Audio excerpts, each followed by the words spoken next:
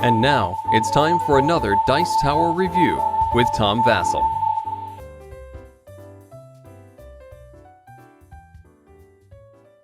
Mimic is probably one of those games that you have not heard about before, and I wanted to fix that. I've already written a review of it, but they've recently released a way to play it with 4 players, and before it was 1 to 4 players, before it was 2 to 3.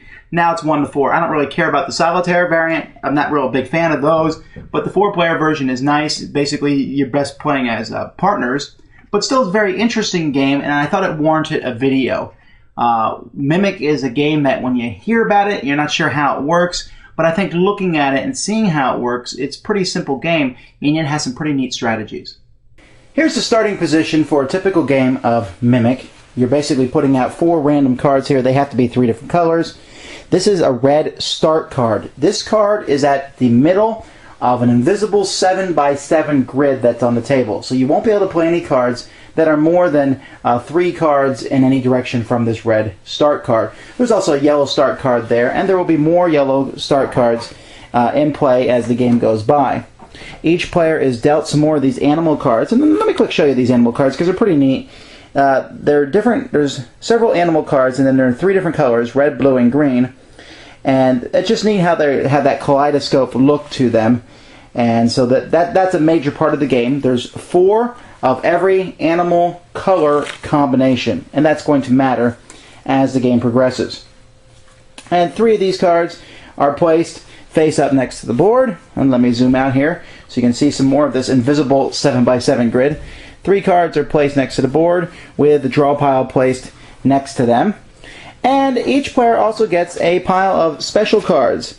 There's a green one, a red one, yellow, blue, and orange, but the orange is only used in a 4-player game. But players get a certain amount of these special cards, and then they go. Now, in this game, the object is very simple. Each player has a certain number of black cubes. They look like dice, but there's nothing on them, so they're cubes. You need to get rid of these cubes by completing sets. Okay, you've heard of sets before. Sounds very rummy, but in this game it plays a little differently. On your turn, you have to play 2 cards on the table, then draw 2 cards. This is the basic version. In the advanced version, you can play 1 or 2 cards, and I much prefer the advanced version. But for beginners, this is a useful thing. Now, when you're building a set is made up of 2 pairs of animals that are the same color but different animals. So, for example, a set could have 2 blue elephants and 2 blue giraffes. So say here, for example, this is a complete set. 2 giraffes and 2 elephants. Although, it could look like this too. 2 elephants and 2 giraffes. It does not matter. If you are the person to finish a set, then you get to put a cube on the last card in that set. Now, sets can move. Let's say, for example, someone built the set and they went down. Remember, there is an invisible 7x7 grid. I can't go 1 more down because this is the bottom of the grid. But you can turn when you hit the bottom of the grid, and then I would put the cube on that card. A card with a cube on cannot be used in future sets, but cards without cubes on can be. So a player may possibly make another set come and use this blue elephant, for example. When you're playing 2 cards, they don't have to be part of the same set. For example, I could play a green elephant adding to that set over there, and I could play a red lion and add to this set over here. Or I could even play a blue ostrich right here and say I'm starting from this start card a new set. When you finish a set, you're allowed to put out a new start card somewhere on the board, which more sets can be started from.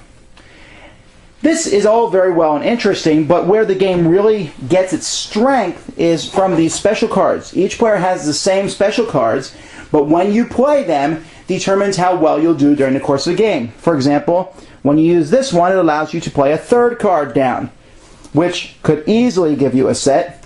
This one, the red one, lets you kill a card and play. You pick a card and play, it's getting in your way, that eliminates it. The yellow one lets you take a card and then use it right away. Again, a very useful thing.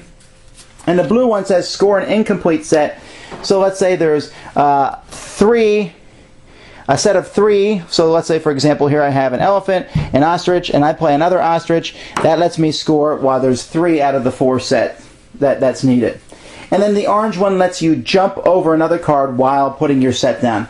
That's a little bit more confusing, but for the most part, the game is very simple. The game seems like it should take place very quickly. Seems like there's not a lot of strategy to it, and the only thing I can tell you there is you have to play it to see the strategy. You think this game seems very simple, but putting those cards down, trying not to set your opponent up so that they can set down sets, and at the same time trying to secretly set it up so that you can put down sets in the future or block the sets that they're building. There are a lot of different things that you can do with this game, and by the time it's done, you feel like you played a very tense and entertaining game in a short period of time. Mimic first came out in 2006, and when I got a copy of it, and to be honest, I just wasn't expecting much from it.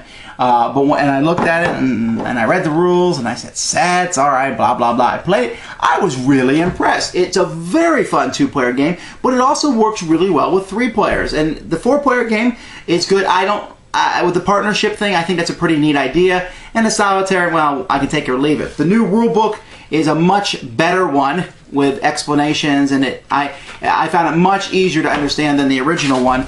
But I still like the cards. It has a look of a classy game, and yet it's a lot of fun and entertaining to play. If you have folks who like to play games like Rummy and such, this is not the same kind of game, but it's one that might really appeal to them. It's very easy to understand, can be fairly vicious. It doesn't take that long to play. Thanks for joining us today.